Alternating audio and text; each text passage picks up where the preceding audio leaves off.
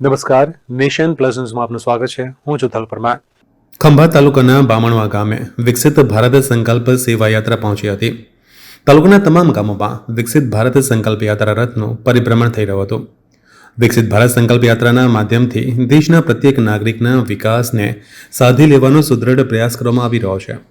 રાજ્યના નાગરિકો સરકારની વિવિધ યોજનાઓનો લાભ મેળવી શકે તે માટે આ યાત્રા પ્રતિદિન દરેક જિલ્લાના વિવિધ ગામોમાં પરિભ્રમણ કરી રહી છે. આણંદ જિલ્લામાં તમામ તાલુકાઓના વિવિધ ગામડાઓમાં દરેક જરૂરિયાતમંદ નાગરિકોને સરકારની વિવિધ યોજનાઓના લાભ સરળતાથી મળી રહે તે માટે વિકસિત ભારત સંકલ્પ યાત્રાનો રથ વિવિધ ગામમાં પહોંચી રહ્યો છે.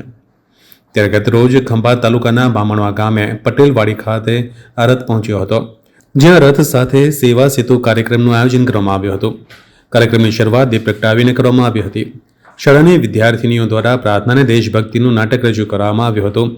કાર્યક્રમમાં જિલ્લા કલેક્ટર પ્રવીણ ચૌધરી, પ્રાંત અધિકારી નિરૂપમા ગઢવી, ટીડીઓ રમેશભાઈ ચૌધરી, બામણવાના વહીવટદાર છોગાભાઈ રબારી, તલાટી નિકિતાબેન ડાભી, તાલુકા પંચાયતના પ્રમુખ શિવાની પટેલ, પૂર્વ ધારાસભ્ય સંજયભાઈ પટેલ, પૂર્વ ધારાસભ્ય મયુરભાઈ રાવલ, તાલુકા પંચાયતના સભ્ય ધર્મિષ્ઠાબેન પટેલ, આરોગ્ય વિભાગ બામણવાના કર્મચારીઓ, આગેવાનો તેમજ યોજનાના લાભાર્થીઓ તેમજ ગામના વડીલો અને ગ્રામજનો ઉપસ્થિત રહ્યા હતા.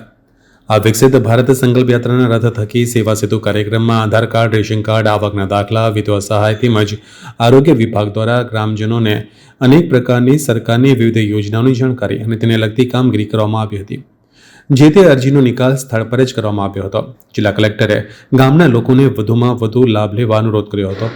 સાથે વિવિધ યોજનાઓના લાભાર્થીઓને યોજનાકીય લાભ આપવામાં આવ્યો હતો. જે વિકસિત ભારત સંકલ્પ યાત્રા છે, આ યાત્રાનો હેતુ છે કે હજી સુધી કોઈ યોજના હેઠળ જે ભારત સરકારની 17 લોકોપયોગી ગ્રામ્ય વિસ્તારને લગતી યોજનાઓ છે, આ યોજનાઓ હેઠળ હજી સુધી કોઈ બેનિફિશિયરી, કોઈ લાભાર્થી બાકી રહી ગયો હોય તો આ લાભાર્થી સુધી માહિતી પહોંચે અને આપણે એમને પણ લાભ આપી શકીએ.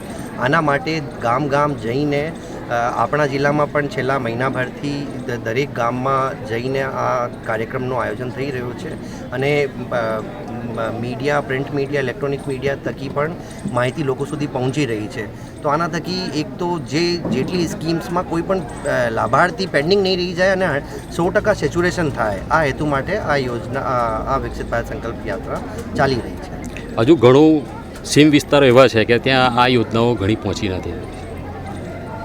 એટલા માટે જ કદાચ ભારત સરકારને પણ આવું લાગ્યું હશે કે ફિલ્ડ લેવલથી કામગીરીમાં કંઈક પેન્ડન્સી રહી ગઈ હશે. એટલા માટે જ આ કાર્યક્રમનું જે આ 26 જનવરી સુધી ચાલવાનું છે, 26 જનવરી સુધી તમામ યોજનાઓ, જે ભારત સરકારને લગતી યોજનાઓ છે, આ તમામ યોજનાઓમાં 100% સેચ્યુરેશન કરવાનું ટાર્ગેટ દરેક જિલ્લાને મળેલું છે. અને અમે પણ જિલ્લા વહીવટીતંત્ર પણ કટિબદ્ધ છીએ કે જે લાયકાત ધરાવતા લાભાર્થીઓ છે, આ પાત્રતા ધરાવતા તમામ લાભાર્થીઓને તમામ સ્કીમમાં આવરી લેવાનું હેતુ છે. Thank you. Hiren Shah, nation plus news, Khambhat. સમાચારોનો સતત અપડેટ મેળવવા માટે અમારી નેશન પ્લસ ન્યૂઝની યુટ્યુબ ચેનલને સબસ્ક્રાઇબ કરો, બેલ આઇકન દબાવો અને ફોલો કરો ફેસબુક, ઇન્સ્ટાગ્રામ અને ટ્વિટર પર.